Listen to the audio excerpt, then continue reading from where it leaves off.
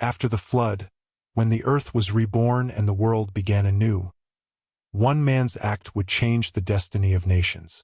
But what truly happened in Noah's tent that night?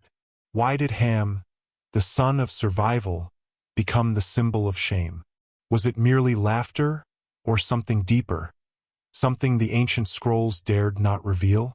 Why did Noah curse not Ham, but his son Canaan? What hidden meaning lies beneath that strange judgment, one that shaped continents and divided kingdoms? Could it be that the story we were told was never the full truth? That beneath the veil of Scripture lies a mystery of pride, power, and prophecy, buried for thousands of years? From the mountains of Ararat to the empires of Egypt, from Babel's tower to Canaan's walls, one bloodline carried both the mark of rebellion and the spark of brilliance. Who was Ham, a mocker, a visionary, or a misunderstood heir of a divine legacy? This is one of the top secrets the big churches and cathedrals never reveal to you, the story of the man who survived the flood and became the father of nations. The rain had ceased. The roaring flood that swallowed mountains and drowned cities finally surrendered to silence. What remained of the earth was a scarred wasteland, silent, vast, and waiting for rebirth. Atop Mount Ararat, the great ark rested, its timbers soaked and aged by judgment. The doors creaked open, and the survivors stepped into a world washed clean by divine wrath.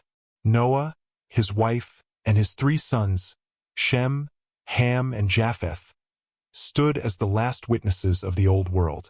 The air smelled of new beginnings, yet the echoes of destruction whispered beneath every gust of wind. For Ham, the youngest son, this new world felt both freeing and fearful. He had seen the heavens open, the earth break, and humanity erased. But survival brought its own weight. He was alive, yet restless. Ham looked around and whispered to himself, "Is this what a new world looks like? Empty?"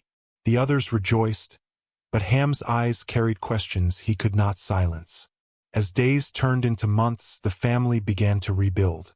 Noah planted vineyards, Shem prayed, Japheth gathered tools, but Ham wandered. He was drawn to the unknown, to the valleys beyond their camp, to the broken remains of the world before. While his father spoke of holiness and obedience, Ham's heart burned with curiosity about the cities beneath the waves, the civilizations lost, and the knowledge drowned. Sometimes, at dusk, he would climb a hill and gaze upon the fading horizon, whispering, "What did God destroy? And why must we live in fear of him?" It wasn't rebellion yet. It was the seed of doubt. But seeds once planted always grow. Noah noticed his son's wandering eyes. "Ham," he said gently one evening, "we survived because of grace. Do not seek the ruins of what God destroyed." Ham nodded, but his silence spoke louder than words. Noah's family prospered under divine favor.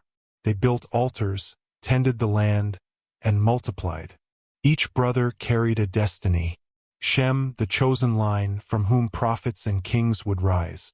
Japheth, the builder, destined for expansion and wisdom. And Ham, the explorer, the visionary, the restless one. Ham's wife, Naelat, was known for her beauty and strength. Together they had sons Cush, Mizraim, Phut, and Canaan. These children would later become founders of nations. But at that moment, they were simply a family living under the shadow of a covenant. Ham often stood at the edge of their new world, watching his children play in the fields, feeling both pride and unease. He saw in their laughter a reflection of himself, bold, fearless, and unyielding. And he wondered if the flood had truly changed the heart of man, or merely delayed what was already inevitable.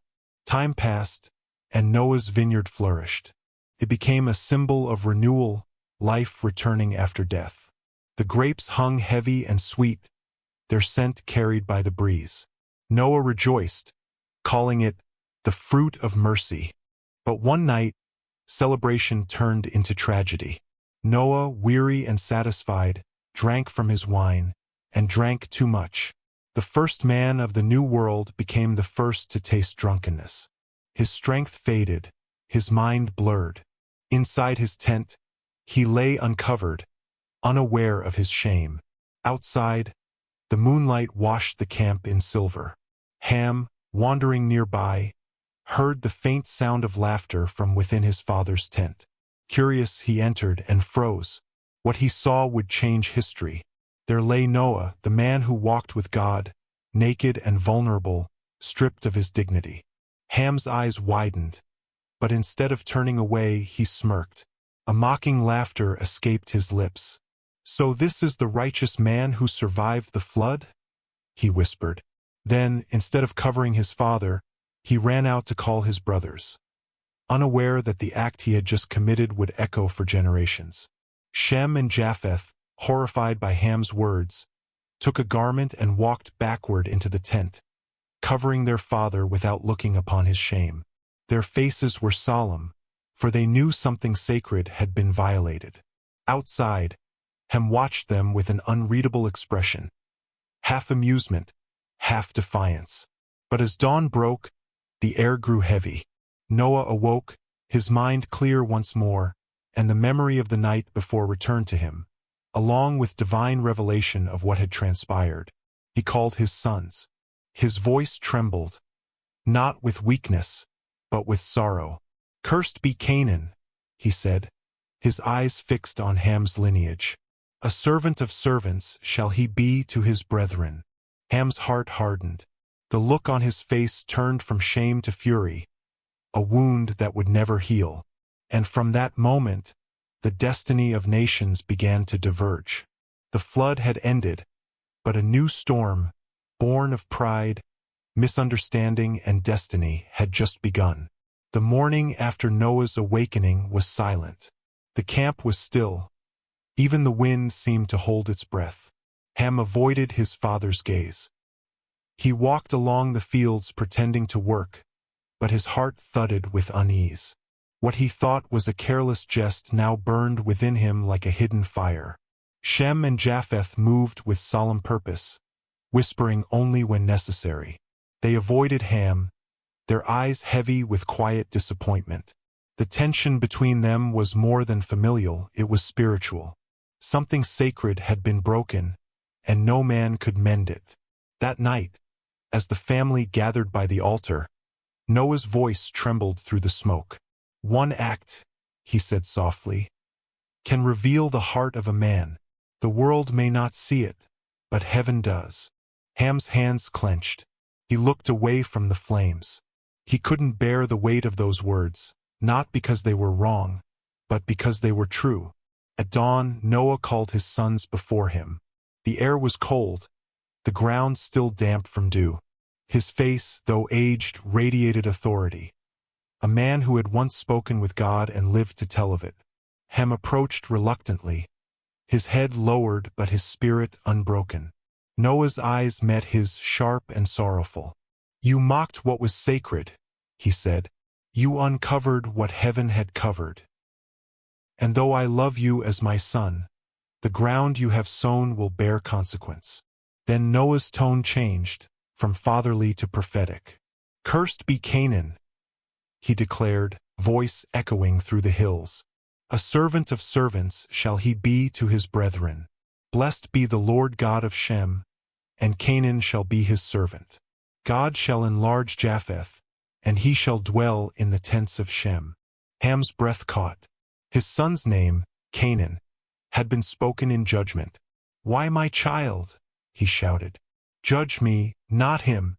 Noah's eyes filled with tears. "Because your sin was not of flesh alone, Ham. It was of seed. What you have done in mockery will echo through your bloodline."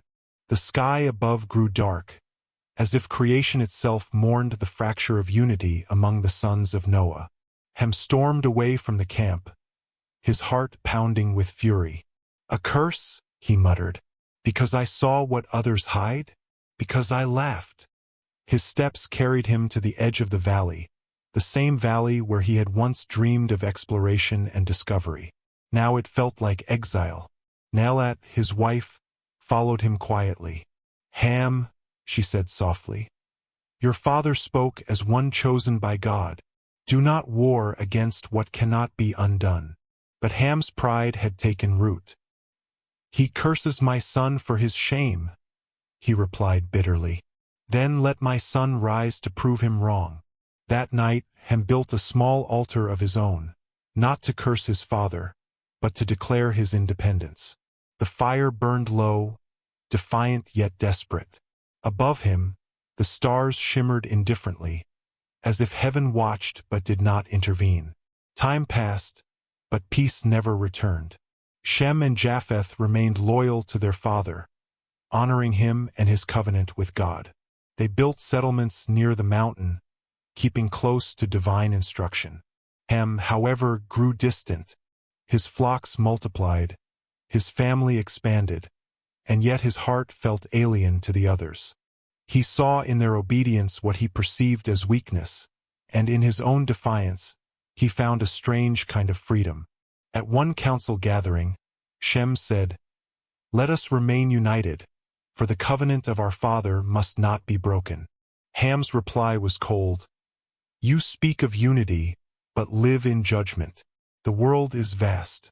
Let each man build his own dominion."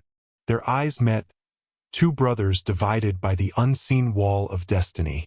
That day Ham packed his tents and moved eastward, away from the ark, away from Ararat, away from everything sacred. The sons of Noah no longer shared one vision. The new world had begun to splinter. Years passed, and the story of Ham's act became a whisper carried through generations, told in fear, in wonder, and in warning.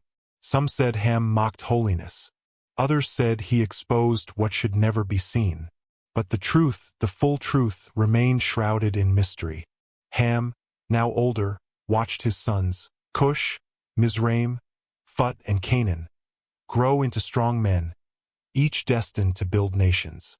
Yet the memory of his father's curse lingered like smoke that never clears.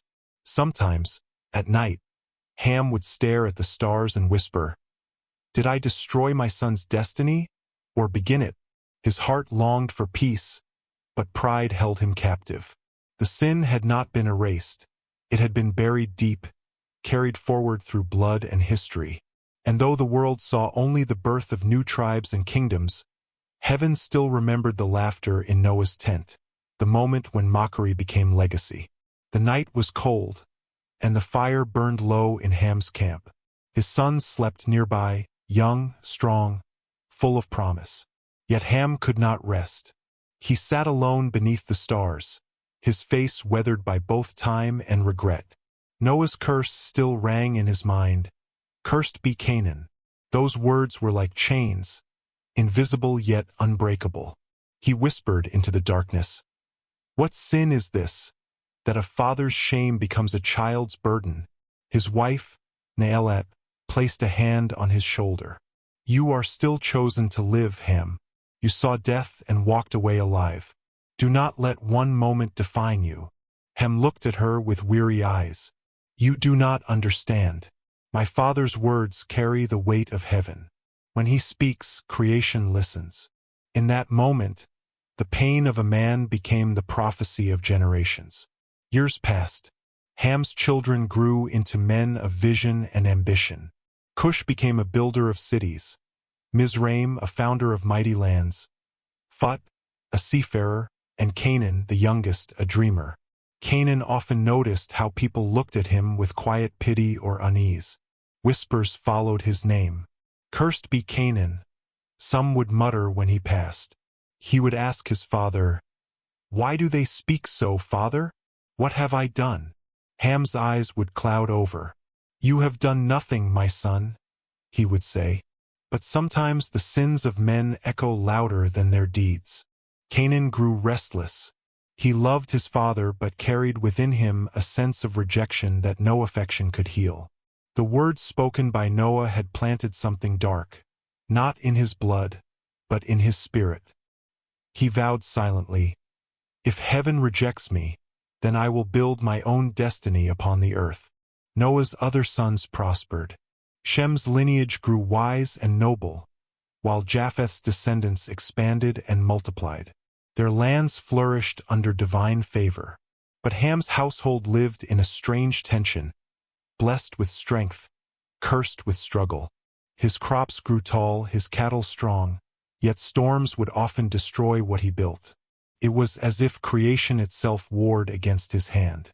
Ham cried out, "Why do we labor under a sky that refuses to bless us?" And a voice within him, his own conscience, whispered, "Because you mocked what was holy." Still Ham refused to bow. "Then I will teach my sons to conquer, not beg," he said fiercely. "We will not kneel to fate, we will rewrite it."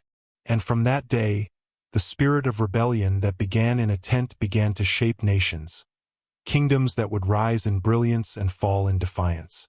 One day Noah, now frail and near the end of his days, sent word to his sons. Shem and Japheth arrived swiftly, their hearts humble and grateful.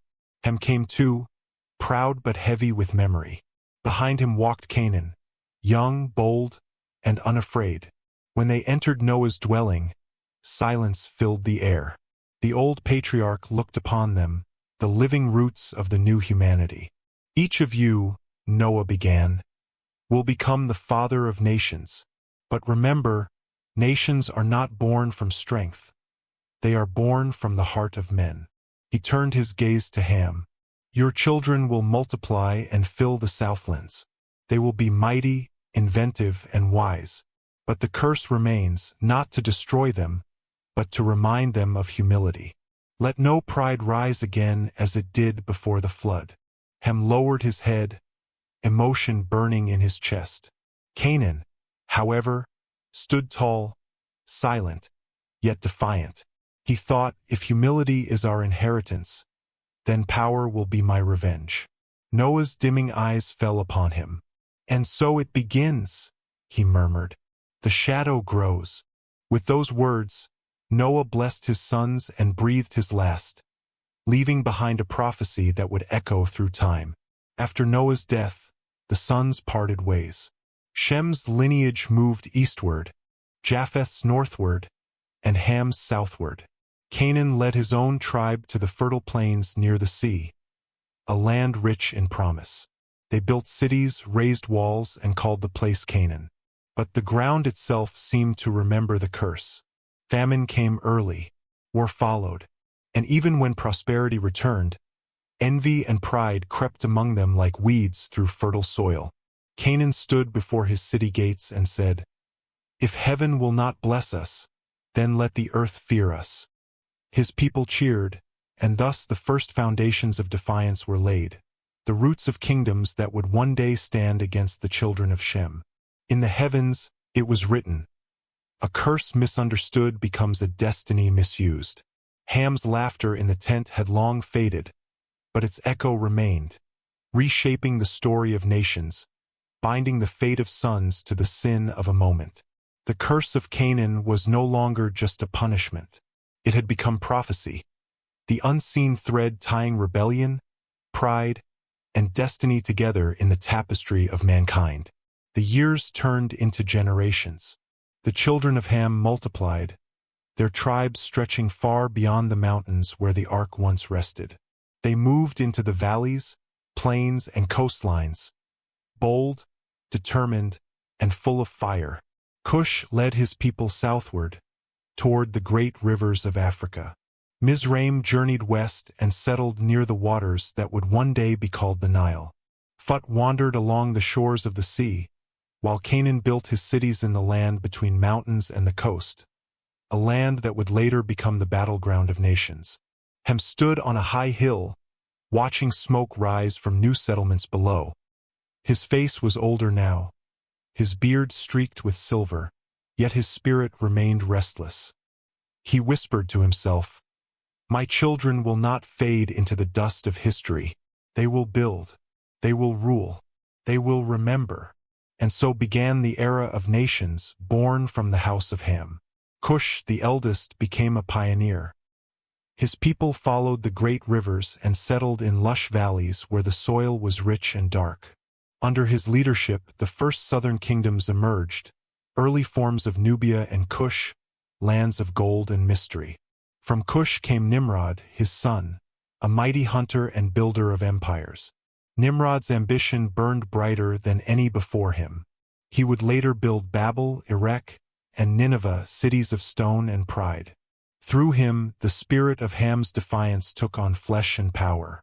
"Father," Nimrod once said to Cush, "we were cursed to serve, but I will rise to be served. I will build towers that touch the heavens." Cush warned him gently, "Be careful, my son. The curse of pride still follows our name." But Nimrod smiled. "Then I shall turn the curse into a crown." And with that, the seeds of rebellion that began in Noah's tent found new soil in Babel's foundations. Far to the west, Mizraim led his people to the fertile banks of the Nile River. There, he founded cities that gleamed with beauty and brilliance, the first echoes of Egypt. Under the scorching sun, they built monuments of stone that touched the clouds and carved stories of gods and kings into the earth itself. The people of Mizraim mastered the art of writing, medicine, and architecture. They worshipped stars, the sun, and life beyond the grave, forever searching for immortality in the dust of time. Mizraim stood before the first rising pyramid and said, "We are not cursed. We are chosen to show the world what the sons of Ham can create." And indeed, they created wonders. But within that greatness lurked a shadow, the same pride that once mocked the nakedness of Noah. The empire was glorious, yet it forgot its creator. Meanwhile, in the land of Canaan, the youngest of Ham's sons built fortified cities: Sidon, Tyre, Jericho, and Gaza. They became masters of trade, explorers of the sea, and founders of civilizations that stretched across the Mediterranean. But their prosperity carried a hidden cost. The curse of their ancestor still whispered through generations. Canaan's descendants worshipped idols carved from stone, offering sacrifices in dark places, seeking power without repentance. Their hearts grew proud, their towers rose higher, and their altars burned longer, but heaven watched in silence. Prophets from Shem's line would later speak against them, saying, "You have forgotten the God of your fathers. You build on cursed ground and call it blessed." But the Canaanites laughed and continued. They saw their success as proof of strength, not as mercy delayed. Thus the curse of Canaan matured, not as punishment from above, but as rebellion from within. As centuries passed, the name of Ham echoed across continents. From his line came builders, scholars, warriors, and kings. His descendants carved their mark on every corner of the earth, in Africa, Arabia, and Canaan. Yet in heaven's eyes, the story of Ham was more than the tale of a curse. It was a lesson in divine justice and mercy. The sin that began with laughter became legacy. The rebellion that began in mockery became civilization. One night, Ham, now old and weary, looked upon the stars once more. His grandchildren gathered around, listening as he spoke for the final time. "I have lived long enough to see my seed fill the earth," he said softly. "Some call us cursed, others blessed. But know this, God does not curse forever. What he judges, he also redeems. What he scatters, he can gather again." He closed his eyes, the winds whispering through the night as though heaven itself received his final words.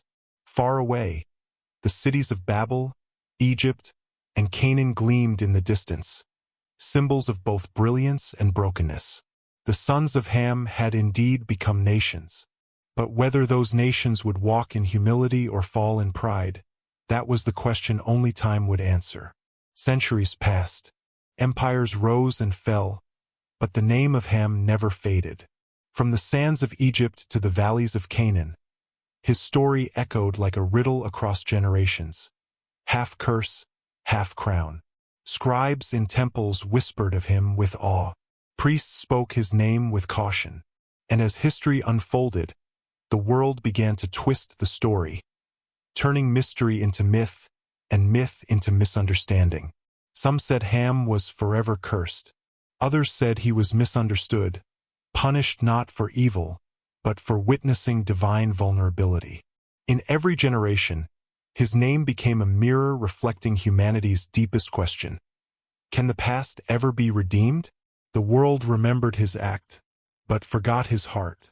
And somewhere in the shadows of time, truth waited to be told.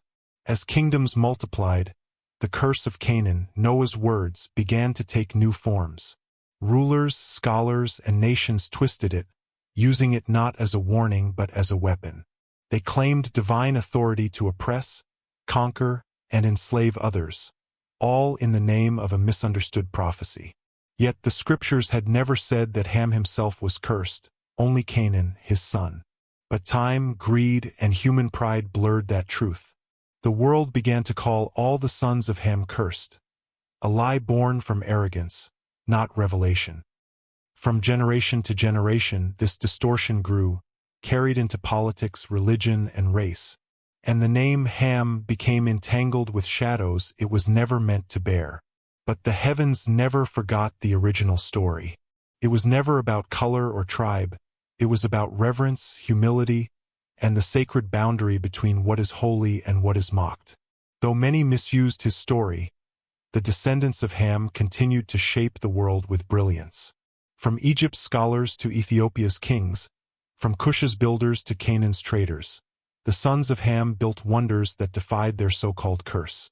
Great cities arose from their hands, sciences flourished in their lands, and wisdom flowed from their mouths. The libraries of Alexandria, the monuments of Nubia, the artistry of Phoenicia, all bore the mark of Ham's genius. Even through trials, exile, and conquest, the sons of Ham proved one eternal truth. Man cannot curse what God has already blessed with purpose. For though their ancestor had erred, his descendants carried the same divine spark given to all humanity, to rise, to build, and to reflect the Creator's image in new forms. In heaven's eyes, Ham's story was not one of doom, but of redemption through endurance. As centuries rolled on, Noah's other sons, Shem and Japheth, became symbols of faith and expansion. But Ham remained the mystery. His story was retold by prophets and poets, sometimes with reverence, sometimes with blame. Yet deep within ancient scrolls and forgotten traditions, some texts described him not as villain, but as visionary, the first explorer, the one who reached the lands no other dared to travel. He built bridges where others built walls. He opened roads to Africa, to the south, to the east, mapping the uncharted edges of a newborn world. Ham's legacy, though shadowed by controversy, became the root of diversity, the father of nations beyond the Ark's mountain borders. His name lived in languages, cities, and bloodlines that stretched from the deserts of Arabia to the jungles of Kush. Even when history tried to silence him, the evidence of his greatness stood in stone, in rivers, in monuments that defied time. In the end, the story of Ham is not about a curse, it is about misunderstood humanity. A man who made a mistake, yet carried destiny's burden upon his children's shoulders. A story that began with shame, yet ended with strength. Modern eyes look back and ask, why did such a small act echo through eternity? The answer lies not in the act itself, but in what it revealed, the fragile balance between reverence and pride. The story of Ham is the story of all mankind. We too have mocked what we should honor. We have twisted truth for power. We have misunderstood our own brothers, dividing what heaven meant to unite. Yet through it all, grace remains. For even in the line of Ham, in the lands once thought cursed, God's hand never withdrew. Out of Africa came wisdom. Out of Canaan came resilience. Out of every broken story, redemption still breathes. The narrator's voice fades over the image of a vast dawn rising over ancient ruins, temples, pyramids, and fields glowing gold beneath the morning sun. The legacy of Ham, the voice concludes, is the legacy of us all flawed, fallen, yet never forgotten by the one who made us. The screen fades to black, leaving behind a single phrase glowing softly. From shame came strength. From curse came nations. From man came legacy.